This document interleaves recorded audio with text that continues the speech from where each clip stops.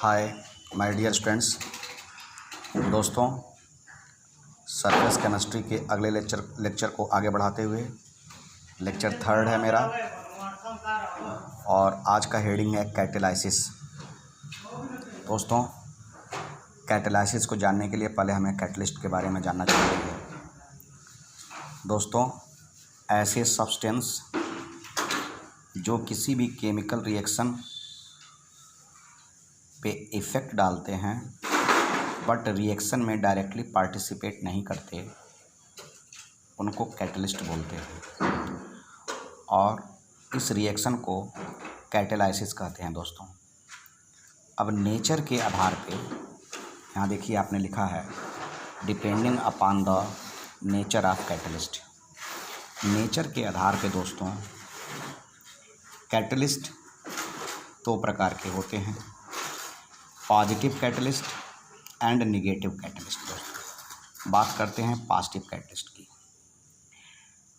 तो दोस्तों, ऐसा प्रोसेस जिसमें कैटलिस्ट रिएक्शन की रेट को बढ़ाता है, उस प्रोसेस को पॉजिटिव कैटेलाइसिस कहते हैं, और उस कैटलिस्ट को जो रिएक्शन की रेट को बढ़ाता है पॉजिटिव कैटलिस्ट कहते हैं। दोस्तों, और यह उनके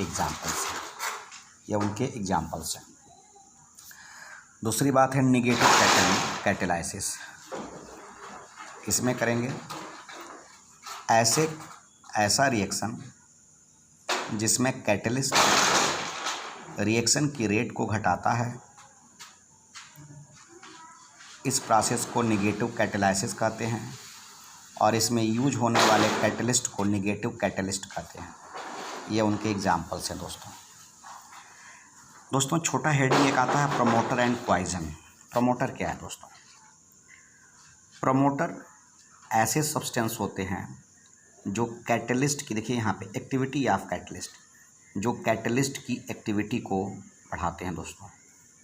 और इसका एग्जाम्पल है हैबर प्रोसेस में फॉर्मेशन ऑफ अमोनिया, जिसमें दोस्तों आयरन एक कैटलिस्ट है।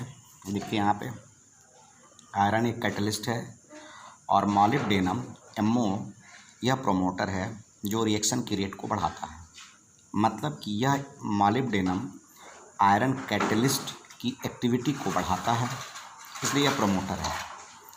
कुछ ऐसे भी होते हैं जो कैटलिस्ट की एक्टिविटी को कम करते हैं, उनको पॉइजन भी कहते हैं।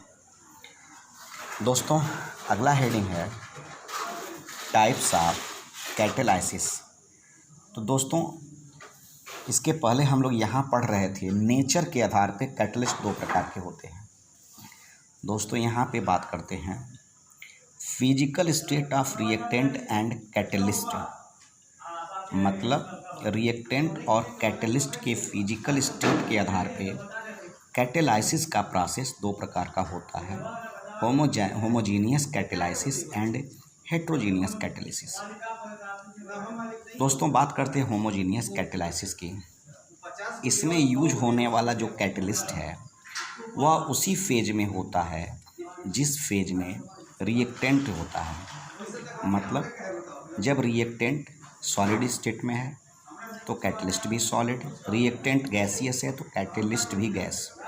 तो इससे होने वाले रिएक्शन को होमोजीनियस कैटेलाइसिस कहते हैं। दोस्तों, देखिए यहाँ एग्जाम्पल, यहाँ देखिए सल्फ़र डाइऑक्साइड एक रिएक्टेंट है। दोस्तों, यह गैस फेज में है। ऑक्सीजन दूसरा रिएक्टेंट है, ये भी गैस फेज में है। लेकिन यहाँ देखिए नाइट्रिक ऑक्साइड यूज हो रहा है, यह कैटेलिस्ट है, यह गैस फेज में है, और इनके द्वारा बनने वाला रिएक्शन क्या हो गया? Homogeneous catalysis. होमोजीनियस कैटेलाइसिस के लिए एक कंसेप्ट, एक थियरी दी गई थी दोस्तों, और वह थियरी है यहाँ पे मैंने आपको बताने की कोशिश किया है, इंटरमीडिएट कंपाउंड थियरी। इस थियरी के बारे में बता दूं दोस्तों, यह थियरी कहता है कि जब दो रिएक्टेंट आपस में रिएक्शन कर रहे हैं, सपोज करिए, इस थियरी को मैं अगले पेज से समझा रहा हूँ। यहाँ पे देखिए, यहाँ पे इस पेज में देखिए दोस्तों, दो रिएक्टेंट सल्फ़र डाइऑक्साइड और ऑक्सीजन आपस में रिएक्शन करके प्रोडक्ट बनाते हैं। तो इंटरमीडिएट थ्योरी यह कहता है दोस्तों कि पहले रिएक्टेंट के साथ कैटेलिस्ट किसी भी इनमें से किसी एक रिएक्टेंट के साथ, जैसे ऑक्सीजन के साथ देखिए यहाँ पे ऑक्सीजन के साथ कैटेलिस्ट रिएक्शन करके एक इंटरमीडिएट कंपाउंड बनाता है। यह इंटरमीडिएट कंपाउंड अनस्टेबल होता है और यह अनस्टेबल इंटरमीडिएट कंपाउंड दूसरे कैटलिस्ट, अब दूसरा SO2 बचा हुआ था, दूसरे कैटलिस्ट के साथ रिएक्शन करके प्रोडक्ट बनाता है। तो मतलब इसमें 3 स्टेज आ गया। पहले स्टेज में कैटलिस्ट पहले रिएक्टेंट के साथ रिएक्शन करता है और अनस्टेबल इंटरमीडिएट कंपाउंड बनाता है जो रिएक्शन की रेट को बढ़ाता है, और यह unstable intermediate compound second reactant के साथ रिएक्शन करता है और प्रोडक्ट बनाता है। तो यह है दोस्तों इंटरमीडिएट कंपाउंड थ्योरी। दूसरा है हेट्रोजीनियस कैटेलाइसिस। इसमें आप देखिए, जब यूज होने वाला कैटलिस्ट दूसरे फेज में हो और रिएक्टेंट अलग फेज में हो, मतलब रिएक्टेंट और कैटलिस्ट अलग अलग फेज में हो और रिएक्शन करते हों, रिएक्शन हो रहे हों, इस प्रकार के रिएक्शन को हेट्रोजीनियस कैटेलाइसिस कहते हैं दोस्तों। और देखिए यहाँ पे क्या हो रहा है, यहाँ देखिए रिएक्टेंट N2 गैस है, H2 भी गैस है, लेकिन इसका कैटलिस्ट Fe, देखिए ध्यान से Fe यह एक सॉलिड है और अमोनिया बन गया। यह हेट्रोजीनियस कैटेलाइसिस को रिप्रेजेंट करता है दोस्तों। इसी तरह से इसके अन्य एग्जांपल्स भी आपको मैं दिखा दूं। पुनः मैं इसके एग्जांपल्स को आपको दिखाऊं दोस्तों। कॉन्टैक्ट प्रोसेस आप आगे पढ़ेंगे P ब्लॉक में, ये इम्पॉर्टेंट है, रिएक्शन को याद कर लीजिएगा। इसमें मैंने ट्रिक कर दिया है, जो इम्पॉर्टेंट मेथड्स हैं, रिएक्शन हैं, जिनका आपके सिलेबस में यूज है, उनको मैंने ट्रिक कर दिया है दोस्तों। अब हेट्रोजीनियस कैटेलाइसिस प्रोसेस को एक थियरी के द्वारा पढ़ते हैं। उस थियरी को बोलते हैं एडजॉर्प्शन थियरी। एडजॉर्प्शन थियरी के बेसिकली 3 स्टेप होते हैं। मैं आपको, आप चाहें तो यहाँ से पढ़ सकते हैं, बट मैं अभी आपको समझा देता हूँ दोस्तों। एडजॉर्प्शन थियरी को मैं अभी आपको समझाता हूँ। देखिए पहला थियरी देखिए, एडजॉर्प्शन थियरी को यहाँ देखिए दोस्तों।